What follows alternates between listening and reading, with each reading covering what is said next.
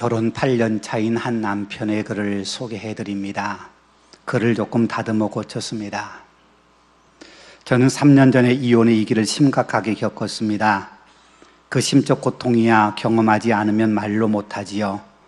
저의 경우는 딱히 큰 원인은 없었고 주로 아내 입에서 이혼하자는 얘기가 심심찮게 나오더군요.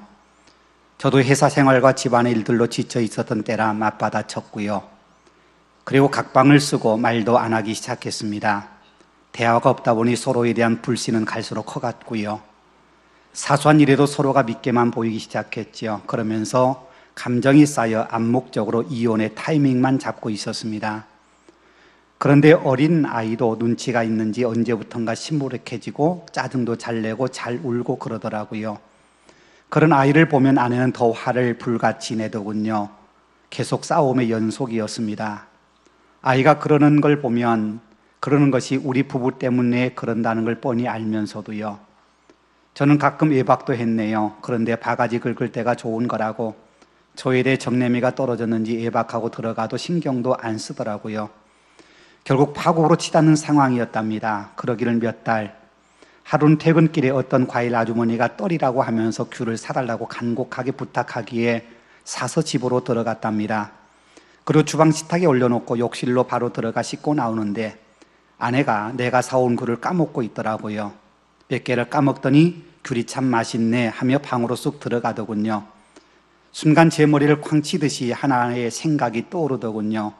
아내는 결혼 전부터 귤을 무척 좋아했다는 것하고 결혼 후 8년 동안 내 손으로 귤 한 번 사들고 온 적이 없었다는 것, 알고는 있었지만 미처 생각하지 못했던 일이었습니다.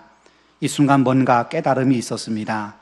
예전 연애할 때 길가에 아내는 귤 잡한 상을 보이면 꼭 1,000원어치 사서 핸드백에 놓고 하나씩 사이좋게 까먹던 기억이 나더군요. 나도 모르게 마음이 울컥해져서 내 방으로 들어가 한참을 울었습니다. 어쩌다가 시골집에 갈 때 귤을 박스채 사들고 가는 데가 아내에게는 8년간이나 몇백 원도 안 하는 귤 한 개 사주지 못하다니 마음이 그렇게 아플 수가 없었습니다. 결혼 후에 나는 아내가 좋아하는 것에 대해 신경을 전혀 쓰지 않게 되었다는 걸 알았지요. 단지 살기 바쁘다는 이유로 말이지요. 반면 아내는 나를 위해서 철마다 보약에 반찬 한 가지를 만들어도 내가 좋아하는 것들로만 신경을 많이 써줬는데 말이지요. 그 며칠 후에도 늦은 퇴근길에 보니 그 과일 자판상 아주머니가 보이더군요. 그래서 나도 모르게 또 샀습니다. 저도 오다가 하나 까먹어 보았고요. 며칠 전 아내 말대로 정말 맛있더군요. 그리고 살짝 주방에 탁자 위에 올려놓았죠. 마찬가지로 세면장에 씻겨 나오는데 아내는 이미 몇 개를 까먹었나 봅니다. 내가 묻지 않으면 말도 꺼내지 않던 아내가 이 굴 어디서 샀어요? 전철 입구 근처 좌판에서. 귤이 참 맛있네요. 몇 달 만에 아내가 미소를 지었습니다. 그리고 아직 잠들지 않은 아이에게도 몇 알 입에 넣어주고요. 그리고 직접 가서 아이를 시켜서 저에게도 건네주는 아내를 보면서 식탁 위에 물심이 귤을 던져놓았던 내 모습과 또 한 번 비교하며 부끄러움을 느꼈습니다. 뭔가 잃어버린 걸 찾은 듯 집안의 온기가 생겨남을 느낄 수 있었습니다. 그리고 그 다음날 아침 아내가 주방에 나와 아침밥을 준비하고 있더군요. 보통 제가 아침 일찍 출근하느라 사이가 안 좋아진 후로는 아침을 해준 적이 없었는데 그냥 가려고 하는데 아내가 날 붙잡더군요. 한술만 뜨고 가라고요. 마지못해 첫 술을 뜨는데 눈에 이슬이 맺히고 목이 메여 밥이 도저히 안 넘어가더군요. 그리고 주체할 수 없이 눈물이 나오기 시작했습니다. 아내도 같이 울고요. 그리고 그동안 미안했다는 한마디를 하고 도망치듯 집을 나왔습니다. 너무 부끄러워서. 아내는 그렇게 작은 일로 상처받기도 하지만 그보다 더 작은 일에도 감동받아 내게로 기대어 올 수 있다는 것을 미처 몰랐던 나는 정말 바보 중에 상바보가 아니었나 싶네요. 그건 아내에게 냉정하게 굴었던 내 자신이 후회스러워 마음이 무거웠습니다. 이후 우리 부부의 얘기는 시간이 좀 걸렸지만 잘 해결되었습니다. 그 뒤로도 가끔은 싸우지만 걱정하지 않습니다. 귤이든 뭐든 우리 사이에 메신저 역할을 할 수 있는 것들이 주위를 둘러보면 아주 많다는 것을 알게 되었으니까 말입니다. 여러분, 우리 가정에서 흔히 일어나는 일 아닙니까?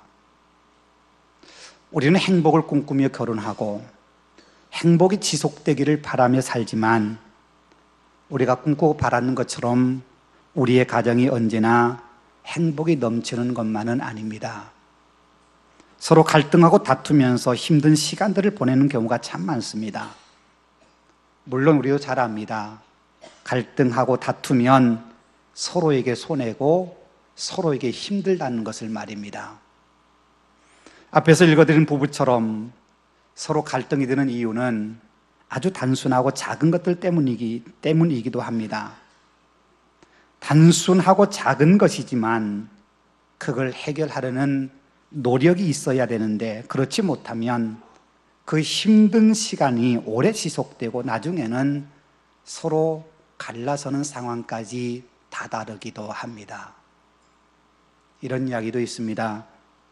사소한 문제로 냉전 중인 부부가 있었습니다. 방 안에 있던 남편이 배가 고파 아내에게 소리쳤습니다. 안방으로 밥 좀 갖다 줘. 그러자 얼마 후에 누군가가 안방 문을 두드립니다. 퀵 서비스입니다라는 소리가 들립니다. 남편이 방문을 열어보니까 퀵 서비스 배달원이 밥상을 들고 안방 문 앞에 서 있는 겁니다. 깜짝 놀란 남편이 이게 무슨 일이요? 라고 묻자 퀵 서비스 배달원이 말합니다. 아주머니께서 부엌에서 안방까지 밥상동 배달하라고 시켜서 왔습니다. 남편이 황당한 마음으로 밥상을 들고 방 안으로 들어가는데 배달원이 이렇게 말을 덧붙입니다. 요금은 착불입니다. 작은 문제 때문에 갈등하고 스스로 문제를 풀어가지 않으면 서로가 힘들 뿐입니다. 하나님께서 우리 인간에게 하늘의 기쁨과 행복을 누리게 하시고자 우리에게 가정을 허락하신 거 아닙니까? 그래서 가정을 천국의 모형 또는 작은 천국이라 부르기도 합니다. 그런데 여러분, 지금 우리의 가정에는 천국과 같은 기쁨과 행복이 있습니까? 늘 행복과 기쁨만이 가득한 것은 아닐지라도 때때로 우리의 가정에서 하늘의 기쁨과 하늘의 행복을 느끼며 누리며 살고 있느냐 하는 겁니다. 오늘 우리가 읽은 말씀은 가정의 채소단인 부부와 그리고 부모와 자녀들 사이가 어떤 관계여야 하늘의 기쁨과 하늘의 행복을 맛볼 수 있는지 하는 하늘의 공간과 같은 곳이 될 수 있는지 하는 것을 우리에게 가르쳐 줍니다. 먼저 오늘 본문은 아내들아 라고 말씀하시면서 부부 중에서도 아내에게 먼저 말씀하고 있습니다. 성경에요, 부부에 대한 말씀이 나올 때마다 남편이나 아내 한편에만 말씀을 주시는 경우가 없습니다. 언제나 남편과 아내, 아내와 남편 둘 다에게 똑같이 권면합니다. 그런데 성경은 언제나 동일하게 아내에게 먼저 말씀을 권면하고 그 뒤에 남편들에게 권면의 말씀을 하고 있습니다. 오늘 본문도 그렇고요. 에베소 5장 22절 이하 또 베드로전서 3장 1절 이하의 말씀도 다 똑같습니다. 여러분, 우리가 생각해 보십시다. 왜 성경은 부부에게 행복하게 사는 방법을 말씀하시면서 먼저 아내에게 권면의 말씀을 하고 있는 걸까 말입니다. 우리가 잘 아는 것처럼 성경시대 여인들은 사회적으로 별로 인정받지 못한 존재였습니다. 그래서 사람의 숫자를 계수하는 데도 여자들은 언제나 제외되었고, 여인들은 법정에서 증언을 해도 그 증언이 법적 효력을 갖지 못했습니다. 성서시대 유대인들만 그런 것 아닙니다. 헬라를 비롯한 대부분의 문화권에서 여자들은 남자들이 마땅히 누리는 권리조차 누리지 못한 채 살아갔습니다. 그만큼 그 가치를 인정하지 못한 존재가 여인들이었는데, 성경에서는요, 가정의 문제, 부부의 문제에 대한 이야기를 할 때 남편들보다 아내에게 먼저 권면하고 있습니다. 그 이유가 뭐겠습니까? 그것은 어쩌면 가정에서 그 가정을 이끌어가고 그 가정을 세워가는 데에 남편보다는 아내의 역할이 훨씬 중요하다는 것 때문 아니겠습니까? 아내가 어떻게 하냐에 따라서 가정이 행복과 기쁨이 넘치는 천국 같은 곳이 될 수도 있고, 때로는 반대로 지옥과 같은 곳이 될 수도 있습니다. 물론 가정이 어떤 자리가 되느냐 하는 것에 있어서 전적으로 아내만의 책임일 수는 없습니다. 남편에게도 아내 못지않는 중요한 역할이 있습니다. 그런데 굳이 경중을 따진다면 아내의 역할이 훨씬 중요하다는 겁니다. 성경이 아내에게 요구하는 모습은 남편에게 순종하라는 겁니다. 오늘 본문은 복종하라 그렇게 말씀합니다. 앞서 말씀드린 것처럼 성경에서 부부의 권면의 말씀을 하면서 반드시 아내와 남편 둘에게 권면을 하는데 그 모든 성경에 똑같이 하는 말이 있습니다. 아내에게 하는 말은 다 똑같습니다. 아내들아 남편에게 복종하라, 순종하라 하는 말입니다. 남편들에게 하는 말은 차이가 있습니다. 남편에게 어떻게 아내를 대해야 할지에 대해서는 차이가 있는데 아내에게 하는 말은 언제나 동일합니다. 여러분 오늘 본문에 나와 있는 복종하라 라고 하는 말, 그리고 에베소 5장에 나와 있는 말 복종하라 라는 말, 베드로는 3장에서 순종하라고 하는 말, 그 말 전부가 다 같은 단어입니다. 신약성경 언어는 헬라어로 히포타소라고 하는 말인데 다 똑같은 복종이란 말과 순종이란 말이 다 같은 말입니다. 이 말은 휘포, 아래에라고 하는 전치사하고 타소, 노타, 두다라고 하는 말이 결합된 말입니다. 누구의 충고나 누구의 명령, 누구의 말을 그대로 아래 선 사람처럼 따라간다는 겁니다. 원래 이 단어는 군대 용어였다고 합니다. 상관의 통치권 아래에 있는 하급 군사들이 상관의 명령에 절대 복종할 때 쓰는 단어가 이 단어였다는 겁니다. 물론 그렇다고 성경에서 그 뜻이 군대에서 사용되는 그 의미 그대로 사용된 건 아닙니다. 군대에서는요, 상관이라는 지위 때문에 그 아래에 있는 군사들은 그 명령에 절대로 복종해야 합니다. 그러나 성경에서는 그런 의미로 말씀하지는 않습니다. 에베소 5장에서 그 의미를 잘 가르쳐 줍니다. 아내가 남편에게 순종해야 될 이유는 그리스도께서 교회의 머리가 되심 같이 하나님께서 남편을 아내의 머리로 세워 주셨기 때문이라 그렇게 말씀합니다. 그래서 교회가 그리스도께 하듯이 아내는 남편에게 순종해야 한다 그렇게 말씀합니다. 여러분, 교회가 그리스도께 순종한다고 하는 것이 무슨 뜻입니까? 왜 교회는 그리스도께 순종해야 합니까? 교회라고 하는 말을 조금 좁혀서 우리 그리스도인들은 왜 주님께 순종하며 살아야 합니까? 이유는 간단합니다. 주님께서 우리를 구원하셨기 때문입니다. 그 주님께서 지금도 우리를 인도하시는 우리의 주인이시기 때문입니다. 우리를 구원해 주신 주님의 은혜를 생각하면 우리가 기쁨과 감사함으로 그리스도에게 순종할 수 있습니다. 여러분, 교회에서 봉사할 때 구원의 감격과 기쁨이 없다면 내 힘으로 하려 하기 때문에 힘들고 힘들다 보면 우리 마음속에 불평과 원망이 생겨납니다. 구원의 기쁨과 감격이 없으면 그렇게 되는 겁니다. 그러니까 교회가 그리스도에게 순종하는 것은 기쁨과 감격이 있어 그 감격으로 하는 겁니다. 마찬가지로 아내가 남편에게 순종하는 것도 기쁨과 감격으로 해야 된다는 겁니다. 군대에서 상관이 명령을 내리면 그 명령에 하급의 군사들이 순종하는 것은 기쁨과 감격으로 하는 거 아니지요. 그래서 때로는 그 명령에 불평하기도 하고 짜증이 나기도 합니다. 그래도 명령책에 그렇게 되어 있기 때문에 불평스러워도 짜증이 나더라도 상관의 명령에 복종해야 됩니다. 부부관계는 그렇지 않다는 겁니다. 기쁨과 감격으로 관계가 맺어졌고 강요가 아니라 기쁨으로 순종하는 관계, 그게 부부의 관계라는 겁니다. 그리고 우리가 주님을 지금도 우리를 인도하시고 우리의 필요를 채우시는 우리의 주님으로 인정하듯이 아내를 또 남편에게 주신 권위를 인정하고 남편을 존중해야 합니다. 그게 성경에서 말하는 아내의 모습입니다. 아내에게만 그렇게 말씀하는 건 아닙니다. 남편에게도 아내를 사랑하라고 말씀하십니다. 에베소 5장에서 아내를 사랑하는 방법을 그리스도께서 교회를 사랑하시듯 하라고 말씀합니다. 교회가 그리스도께 순종하듯이 아내가 남편에게 순종한다고 말씀하시면서 같은 이치로 그리스도가 교회를 사랑하신 것처럼 남편들도 아내를 사랑하라는 겁니다. 그러면서 그리스도가 주님이 교회를 사랑하시는 방법이 교회를 위하여 자기 자신 모든 것을 주셨다고 말씀합니다. 여러분, 예수님께서 우리를 구원하시기 위해서 하신 방법이 뭔지 아십니까?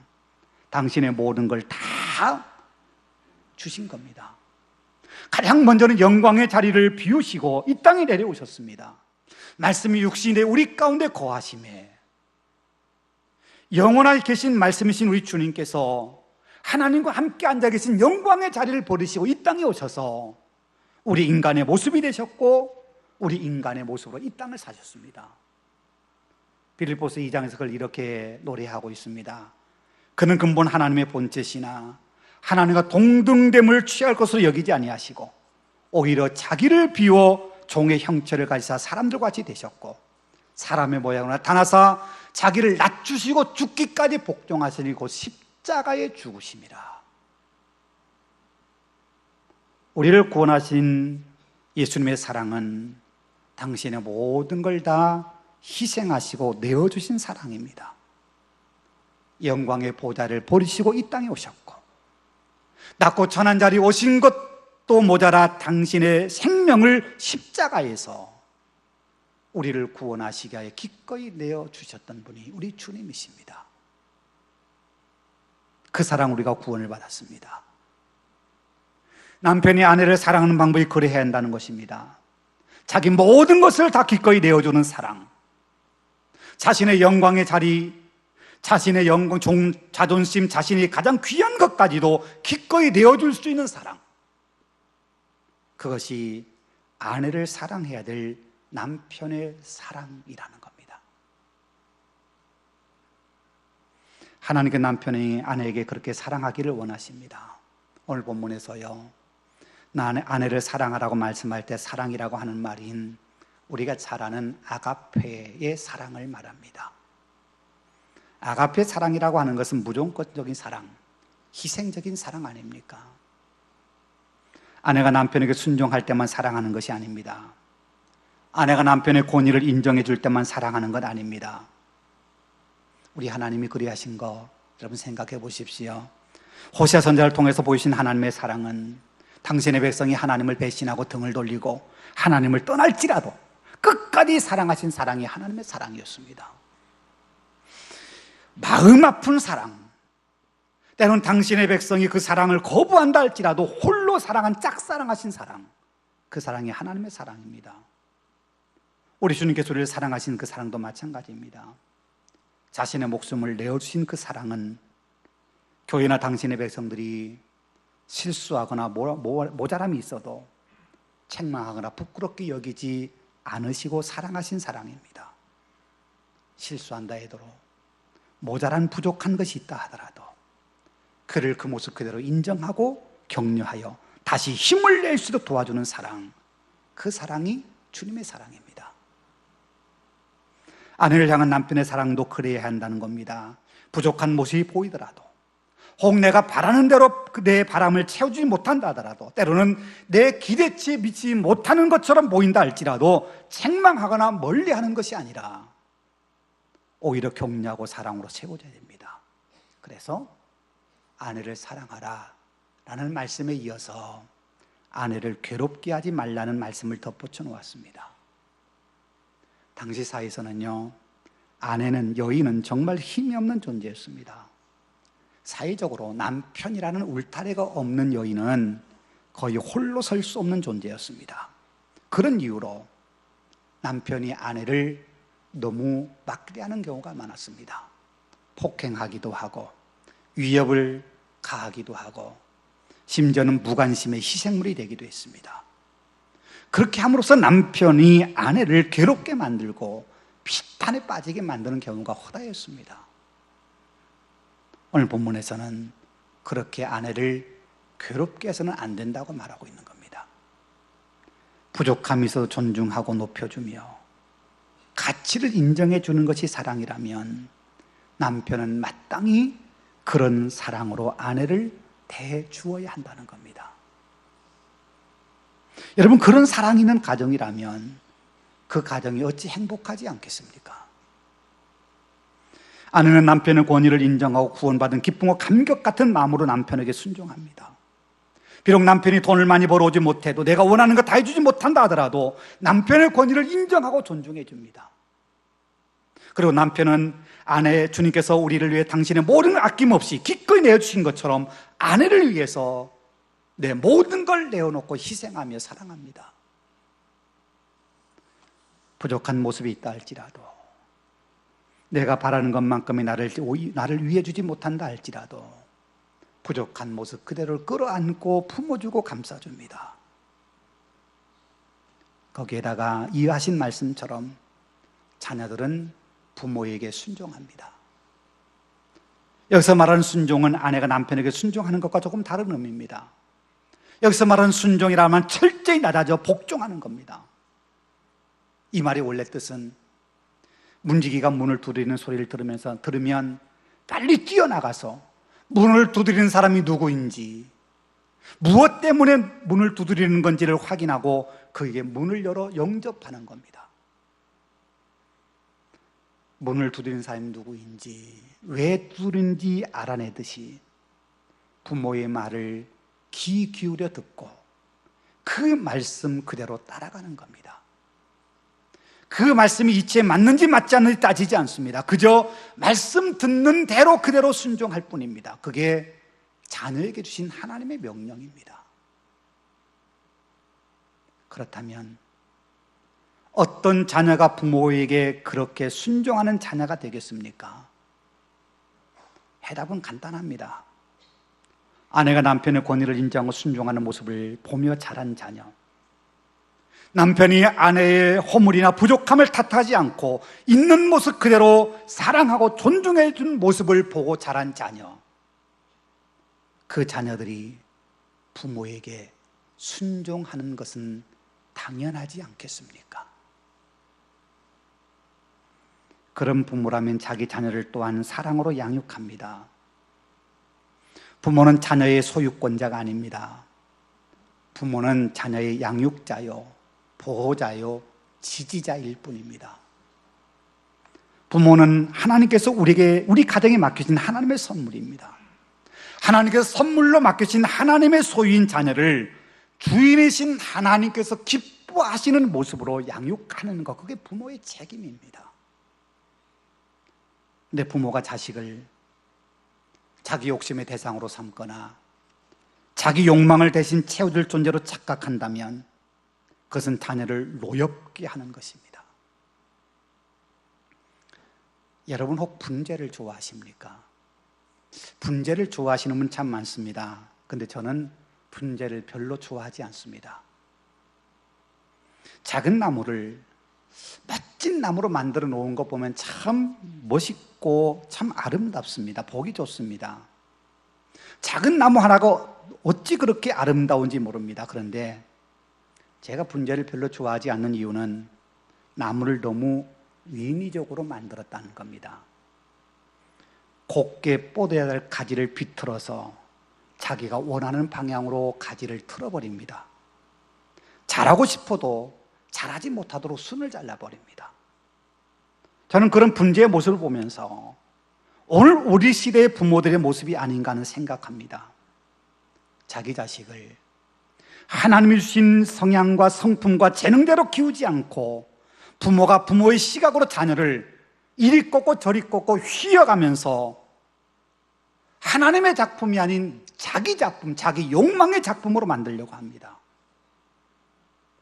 곱게 자랄 나뭇가지를 꺾고 휘는 것처럼 자녀를 그렇게 자기 마음대로 양육하려 한다면 그 자식의 마음이 어떨지 우리가 상상해 볼 수 있지 않겠습니까? 여러분 기억하십시다. 우리 자신 결코 우리의 꼭두각시가 아닙니다. 우리의 전유물도 아닙니다. 집안의 분재처럼 키워서는 안 됩니다. 하나님께서 그에게 주신 재능, 그에게 주신 인품, 그에게 주신 성품이 있습니다. 그걸 맞게 양육하는 겁니다. 그래야 그에게도 가정이 행복한 자리라는 걸 알게 됩니다. 지난해 방영되었던 스카이 캐슬에 나오는 아이들처럼 부모가 어려서부터 자녀를 서울대학으로 가는 목적지에 맞춰서 반드시 거기 들어가도록 자기 마음대로 자기 자식을 요리하고 단속하고 거기에 맞게 요리를 합니다. 자녀의 모든 걸 부모가 다 주물러 버리려고 합니다. 여러분 기억하십시다. 그렇게 자른 자녀가요, 그 가정에 함께 하시는 하나님을 경험하고 느낄 수 있겠습니까? 그런 부모에게서 하나님의 모습이 보여질 수 있겠습니까? 죽음의 수용소라고 하는 유명한 책을 쓴 오스트리아 출신의 유대인 정신의학자인 빅터 프랭클의 이야기입니다. 1941년 어느 날 그에게 미국 대사관으로부터 한 통의 전화가 걸려옵니다. 빅터 프랭클 씨, 이민 비자가 발급되었습니다. 찾으러 오십시오. 당시에 수많은 유대인들이 아우슈비츠 등 강제 수용소에 끌려가던 시기인지라 유대인인 그에게 이 비자가 나왔다는 이 전화는 생명을 보장하는 구세주와 같은 전화였습니다. 그런데 그는 쉽게 결정을 내리지 못했습니다. 그 비자는 자신과 아내에게만 발급되었기 때문입니다. 그래서 결국 이민을 간다면 자기의 노부모를 그곳에 남겨놓고 가야 했습니다. 그는 오랜 생각 끝에 미국에 가는 걸 포기해버렸습니다. 그리고 얼마 후에 그와 그의 아내 그리고 그의 부모님은 수용소에 끌려가고 맙니다. 머리가 빡빡 깎이고 죄수복에 겨우 목숨만 연명할 정도의 음식만 먹으면서 매일 극심한 노동에 시달려야 했습니다. 몸은 점점 망가져 서 있는 것조차 신기할 정도였지만 어딘가 살아있을 아내와 부모님만 생각하면 알 수 없는 힘이 그에게 솟아났습니다. 오직 가족을 보겠다는 일념으로 하루하루 버티던 그는 결국 수용소에서 살아남아 나올 수 있었습니다. 그런데 안타깝게도 그의 아내와 다른 가족들은 모두 세상을 떠나고 없었습니다. 수용소에서 죽은 겁니다. 그럼에도 그는 그의 책에서 이렇게 씁니다. 사랑하는 사람의 이름을 불러보라. 예상치도 않았던 힘이 솟아나게 될 것이다. 그에게 사랑하는 가족이 바로 그런 힘이 솟아나게 하는 힘의 원천이었던 겁니다. 그래서 죽음의 수용소에서 그는 살아남을 수 있는 힘을 얻었습니다. 재산 7조 원을 가진 중국 조폭 두목이자 한농그룹 회장이었던 루한이 지난 2015년 2월 9일 49세의 젊은 나이에 사형을 당했습니다. 사형 집행 직전에 그가 눈물을 쏟으며 남긴 말이 이거였습니다. 다시 한번 인생을 살 수 있다면 작은 노점이나 작은 가게를 차리고 가족을 돌보며 살고 싶다. 나는 내 야망으로 인해서 소중한 걸 볼 수 없었다. 재산 7조 원을 가진 갑부가 남긴 마지막 말입니다. 여러분, 5월 가정의 달을 보내면서 지금 우리의 가정이 얼마나 행복한지 생각해 보셨습니까? 그 행복을 느껴보셨습니까? 지금 행복의 공간이 내 가정과 내 가족을 보지 못하게 내 눈을 가리고 있는 무언가가 우리에게 있지 않습니까? 그게 때로 성공일 수도 있고 돈일 수도 있습니다. 내 야망이나 내 욕망일 수도 있습니다. 욕심일 수도 있습니다. 하나님께 주신 구원의 감격과 기쁨으로 내 가정을 바라보면 우리의 가정은 하나님께서 우리에게 주신 행복의 보금자리임을 알게 됩니다. 하나님께서는 당신의 백성인 우리에게 허락하신 바로 그 가정에서 하나님의 주신 행복을 지금 누리며 살기를 원하십니다. 하나님이 주셨거든요. 기도하겠습니다. 은혜가 풍성하신 아버지 하나님 감사합니다. 5월 가정의 달 아름다운 계절 우리에게 허락하시고 우리의 가정이 얼마나 소중하고 얼마나 하나님이 기뻐하시는 가정인지 우리 다시 한번 깨닫게 하시고 말씀해 주시니 감사합니다.